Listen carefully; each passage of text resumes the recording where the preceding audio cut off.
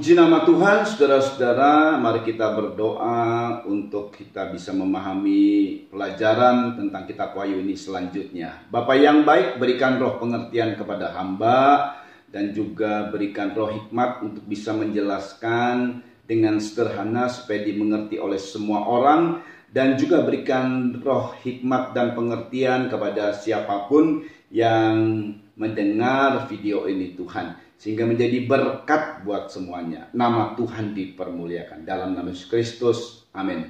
Puji Tuhan, saudara, mari kita melanjut tentang pelajaran kitab Wahyu ini, saudara. Dan saudara perhatikan, Wahyu itu dalam bahasa Yunani adalah apokalipsis.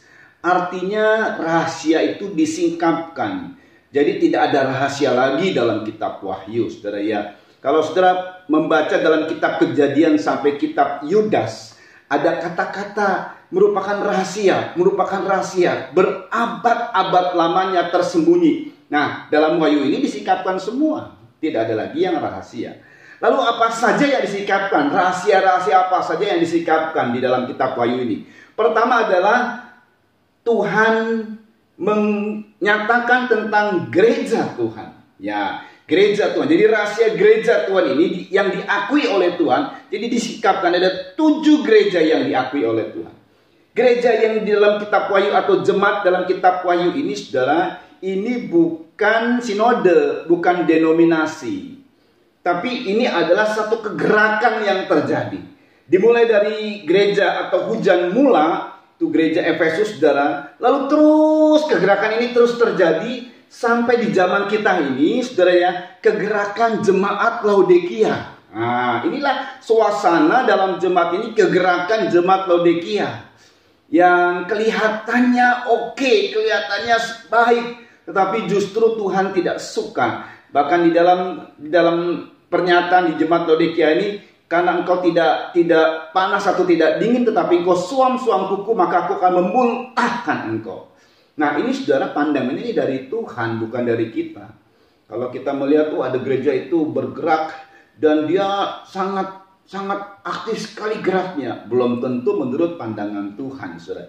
Jadi 7 gereja ini adalah menurut pandangan Tuhan. Dan sekarang ini di zaman kita ini, itu ada gerakan yang luar biasa sekarang terjadi, yaitu gerakan Laodikia, saudara ya. Mereka berkata, aku tidak kekurangan. Tapi Tuhan bilang, kamu ini sebenarnya kurang, kamu ini miskin, buta, dan telanjang. Nah, itu keadaan. Jadi Tuhan koreksi semua gereja-gereja, saudara. Itu yang pertama. Yang kedua adalah apa yang disingkapkan oleh Tuhan.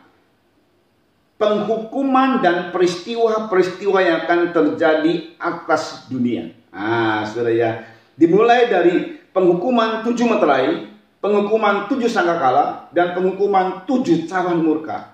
Itu pasal 5 sampai pasal 19 itu. Semua penghukuman atas dunia disingkapkan oleh Tuhan. Yang ketiga adalah rahasia apa yang disingkapkan tentang kepemilikan Tuhan. Nah, saudara ya, tentang meterai. Nah, dimulai dari Wahyu pasal 7 itu, meterai dimulai dari kepemilikan yang Tuhan anggap sebagai milik Kristus adalah 144.000 orang Israel. Dalam suratan Roma, Paulus menyingkapkan tentang sisa Israel, jadi nggak ada jumlahnya. Nah, dalam Wahyu inilah dijelaskan yang dimaksud sisa itu berapa jumlahnya. Ya saudara ya, coba kita baca dalam Roma 9 ayat 27. Dan Yesaya berseru tentang Israel, sekalipun jumlah anak Israel seperti pasir di laut, namun hanya sisanya akan diselamatkan. Nah, jadi dalam Wahyu inilah dijelaskan, digenapkan bilangannya, hanya 144.000 untuk Israel. Lalu itu yang dimeterai. Kemudian yang dimeterai juga oleh Tuhan adalah dalam Wahyu pasal 7, saudara, adalah kumpulan orang banyak. Nah, ini adalah yang tadi gereja yang mau dikoreksi dan kemudian menang, saudara. Menang itu artinya tidak terpengaruh dengan dunia, maka dia menjadi golongan kumpulan orang banyak. Nah, meterainya bagaimana orang ini, gereja ini, saudara. Meterainya adalah mereka hidup di dalam kekudusan karena mereka telah menanggalkan hidup yang lama dengan darah Kristus. Ini satu kelahiran kembali. Lalu kemudian khusus di hari mendekat mereka memegang daun-daun palem. Itu adalah satu meterai buat kita, orang-orang yang non-Israel secara daging. Dan kalau kita mau diselamatkan dan masuk dalam pembangunan tubuh Kristus, maka kita mesti punya ciri kalau kita meterainya adalah tidak terikat dengan keduniawian. Nah, saudara ya. Dan saudara dengar baik. Jadi pemeteraian ini pemeteraian yang kuat sekali. Alkitab menyebut untuk ini saudara adalah meterai untuk orang-orang, meteraikan mereka. Jadi meterai saudara. Sedangkan kalau tidak mau dimeterai oleh Tuhan, maka ada lagi seperti meterai tapi tidak meterai. Kenapa? Tidak pernah iblis bisa membuat kepemilikan sepenuhnya. Makanya disebutnya di dalam Alkitab bukan meterai tapi mark atau tanda. Kitab Wahyu tidak pernah menyebut meterai. Meterai itu levelnya lebih kuat daripada mark atau tanda. Tanda dari iblis adalah 666. Itu disingkapkan sama Tuhan dalam kitab Wahyu ini. Dan hal yang selanjutnya adalah disingkapkan siapa itu? Iblis itu siapa? Disingkapkan dalam Wahyu pasal 12, dia adalah naga. Saudara, ungkapan naga itu seperti menyeramkan begitu ya. Tapi dijelaskan sama Tuhan, dia adalah si ular tua. Tuh, naga dan dia adalah ular tua. Kalau saudara lihat lagi, biasanya legenda soal naga dari mulutnya keluar api. Di dalam Alkitab Wahyu ini menjelaskan, naga itu nggak keluar api dari mulutnya, tapi keluar air. Jadi jelas sekali saudara ya, disikapkan hal-hal yang menurut manusia begini, tetapi inilah kebenaran. Nah saudara ya, inilah kebenaran. Kemudian juga bagaimana caranya iblis meniru Tritunggal Allah. Karena iblis ini pertama ada disebutnya binatang-binatang. Yang pertama adalah naga, binatang naga saudara. Kedua, binatang yang keluar dari laut. Dan ketiga, binatang yang keluar dari dalam bumi. Nah, ini mau meniru Tritunggal Allah, saudara ya.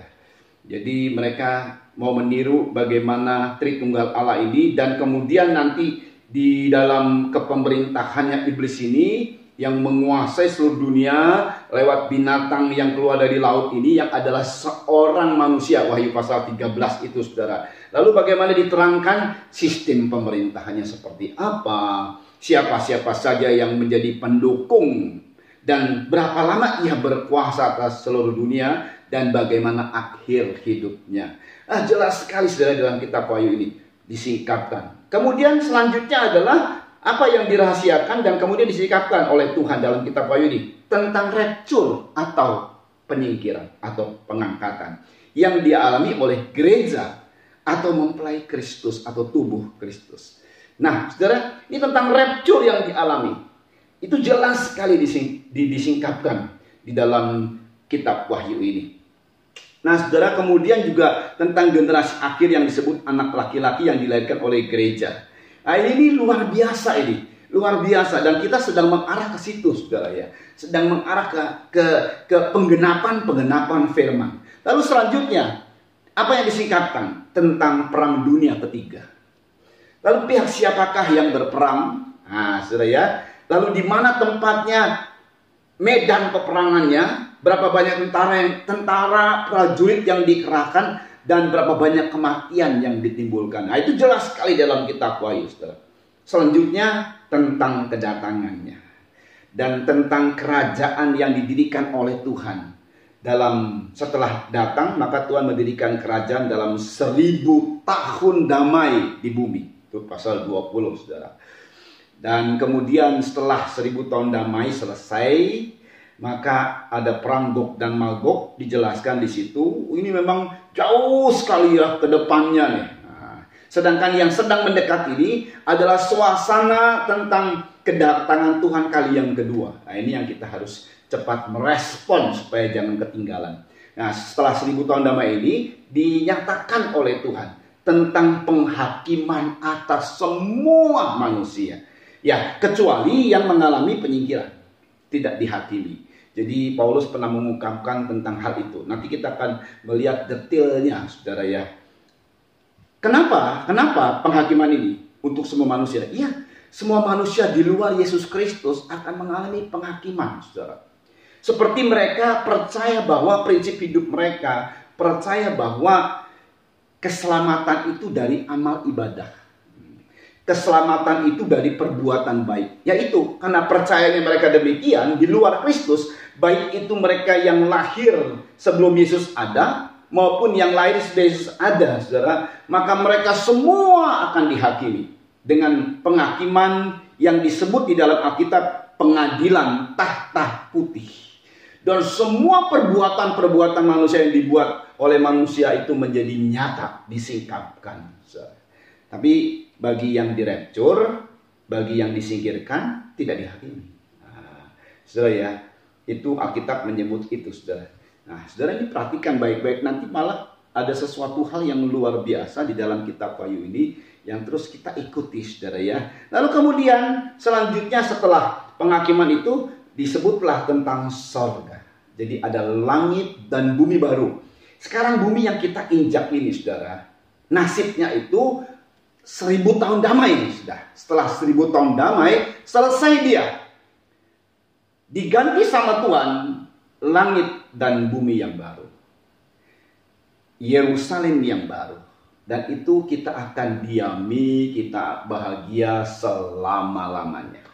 Nah, selesailah sudah Alkitab itu seperti apa yang sudah dituliskan dari kitab Kejadian sampai Wahyu. Kalau sudah konteksnya langit dan bumi yang baru, tidak ada lagi aturan sesuai dengan Alkitab ini. Karena Tuhan menciptakan langit dan bumi ini 7 hari. Nah, 1000 tahun itu adalah angka dari genapnya 7.000 dari 7.000. Nah, itu seperti apa yang didapatkan oleh pewahyuan dari tokoh-tokoh gereja yang dahulu tentang peta zaman, saudara ya. Ya, itu betul, saudara. Cuman banyak yang kelirunya cara memandangnya seperti apa. Nah, itu dia yang sayangnya, saudara ya. Tapi tidak mengapa. Nah, ini makanya Tuhan bilang hari-hari akhir akan banyak disingkapkan, akan banyak diberi pengertian kepada hamba-hamba Tuhan untuk bisa semua anak-anak Tuhan mengerti tentang kebenaran firman dan kedepannya seperti apa sehingga kita menyiapkan diri. Nah, saudara, tetapi sangat menarik sekali di tengah-tengah penyingkapan justru ada satu yang waktu Yohanes menulis Tuhan bilang jangan ditulis, meteraikan ini. Jadi sampai sekarang ini ya tersembunyi yang ini, termeterai. Ya, disimpan sama Tuhan sebagai rahasia, misteri, saudara ya. Apa? Kita baca Wahyu 10 ayat 4. Dan sesudah ketujuh guru itu selesai berbicara, aku, kata Yohanes, mau menuliskannya. Tetapi aku mendengar suatu suara dari sorga berkata, meteraikanlah apa yang dikatakan oleh ketujuh guru itu, dan janganlah engkau menuliskannya. Ya, di tengah-tengah penyingkapan tetap ada yang dimeteraikan. Ini adalah haknya Tuhan, saudara ya. Sebab kalau semuanya tahu, Tuhan nggak ajaib dong, ya, saudara ya. Makanya tetap dimeteraikan. Ini disimpan sama Tuhan. Sampai saya tidak tahu gimana pendeknya, ya dimeteraikan. Yohanes saja nggak tahu, apalagi saya, saudara ya. Nah, tetapi kita akan melihat dari 22 pasal ini banyak hal yang nanti disikapkan oleh Tuhan. Ya, puji Tuhan, ini merupakan seri kedua dan kita akan nanti melanjut ke depannya seri-seri berikut dimulai dari pasal per pasal. Semoga Tuhan memberikan hikmat kepada kita untuk bisa mengerti dan kemudian apa yang dinubuatkan oleh Tuhan ini, karena ini adalah kitab nubuatan. Wahyu ini adalah pernyataan nubuatan yang mesti digenapi, saudara ya.